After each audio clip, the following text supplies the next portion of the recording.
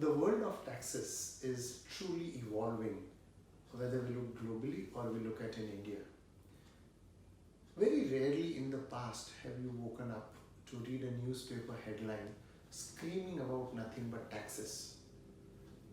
So whether you look at the war between USA and France on digital taxation, whether you look at what's happening in some of the developing countries, whether you look at the tariff war, for example, between again USA and China, it's all about taxes. And taxes is defining the relationship between countries. Taxes is defining the way countries do business with each other. And taxes are threatening to an extent the world order. But moving on from the global scenario, coming back to India, again, taxes has been in the headlines all across. We heard when the new government came to power in 2014, the new term tax terrorism. And a lot of initiatives have been taken by the government to try and ensure that the tax terrorism comes to an end. Has it come to an end? The jury is still out on it. India over the last several years has attempted to make considerable strides when it comes to ease of doing business in India.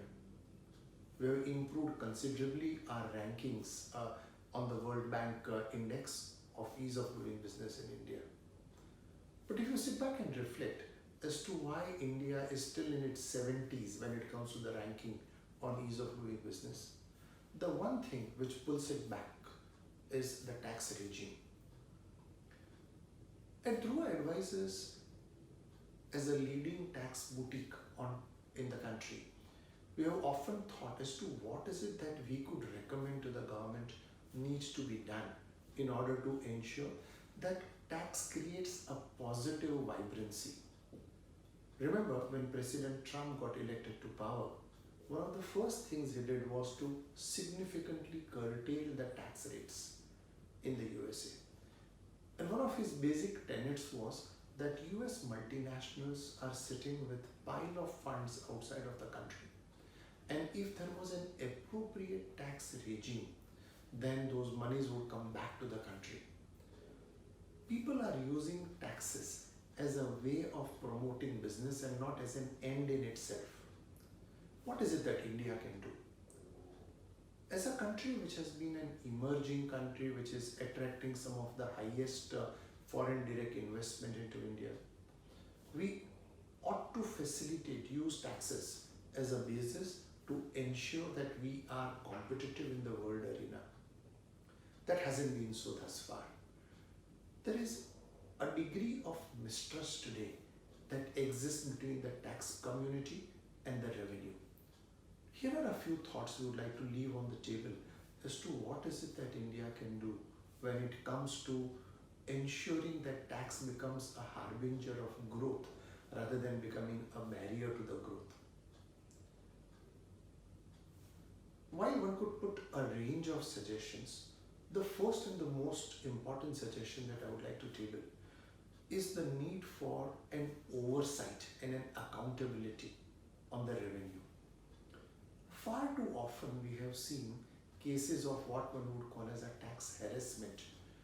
And the concern with the taxpayers have is that there is no redressal mechanism rather than an appeal mechanism which takes years and maybe decades to find a resolution. Our first recommendation would be, should we have a tax ombudsman?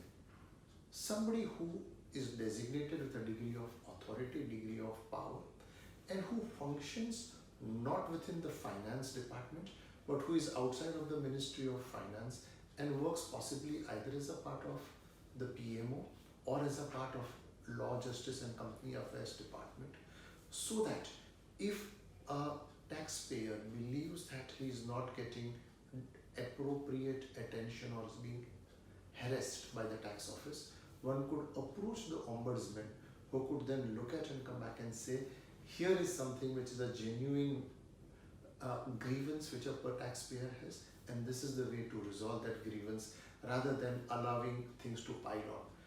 And the ombudsman could address things ranging, for example, from non-payment of refunds on time to demands being made on the taxpayers to make payment of taxes so that the tax office can meet its targets, etc. etc.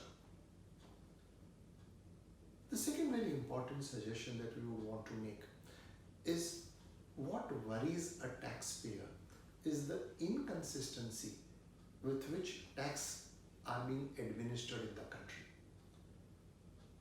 In 1961, when the Indian Income Tax Act was enacted, it brought about what we now call as Section 119 of the Income Tax Act, which curtails the right of a Central Board of Direct Taxes to give any instruction to a tax officer on what that officer should do when it comes to interpretation of law.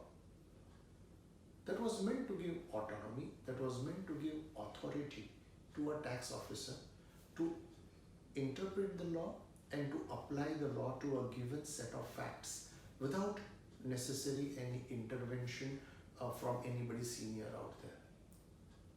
The cause was indeed very, very laudable. But what do we now see? We now find in practice that whether it is the Income Tax Act, whether it is the tax treaties, each officer would like to interpret the law, the tax treaties, the way they think is most appropriate. And sometimes the outcome could be very, very ridiculous.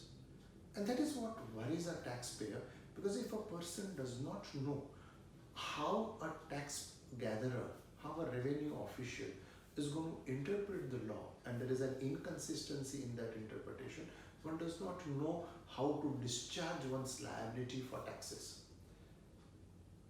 The SSCs are not necessarily planning to minimize taxes. They don't want to necessarily avoid taxes. They just need to have a certainty to say that if this is the way I conduct my business, then these are the tax consequences of it. And when they find inconsistency in the outcome from the revenue, they get terribly worried.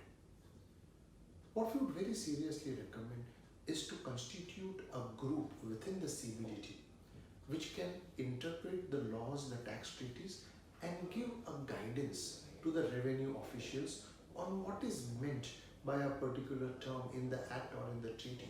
So for example, it ought not to be that a term like royalties is interpreted by officials very, very differently just because they happen to be sitting in different locations. A central guidance would ensure consistency of taxes. These two measures, a creation of an ombudsman which would create a degree of accountability and oversight, and consistency of interpretation of the Income Tax Act and the treaties would go a very, very long way in addressing taxpayers' concern. We at Dhruva have a number of other suggestions. These suggestions are not necessarily asking the revenue to give any concessions, but simply bridging the trust deficit which today exists between the revenue and the taxpayer. And in our next podcast, I'll be very happy to share some more thoughts. I hope you enjoyed these thoughts, and would very much welcome your feedback on what do you feel about the suggestions that we have put on the table. Thank you.